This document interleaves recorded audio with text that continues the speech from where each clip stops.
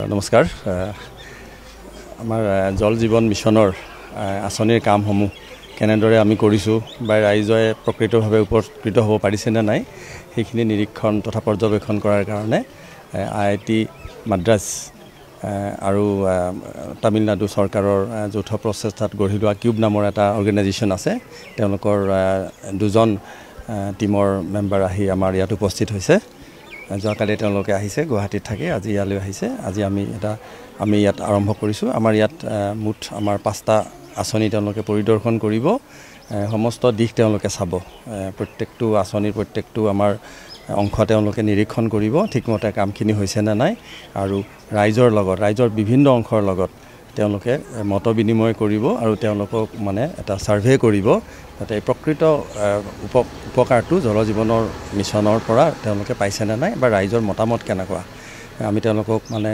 উলগ জনাইছোঁ আৰু আশা কৰিছোঁ যে আমি কামখিনি কেনেদৰে কৰিছোঁ সেই ক্ষেত্ৰতো যদি কিবা আমাৰ এই আছে ঠিকমতে কৰিছোঁ নে নাই তাৰ এটা পৰ্যবেক্ষণ হ'ব নিৰীক্ষণ হ'ব আৰু আমি ইয়াৰ পৰা উপকৃত হ'ব পাৰিম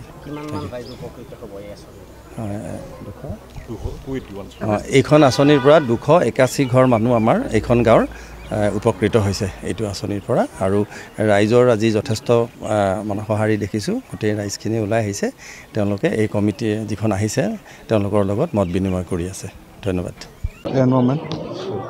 We are here for checking the Jal Jeevan mission and how it is performing in all the districts where the project has been implemented.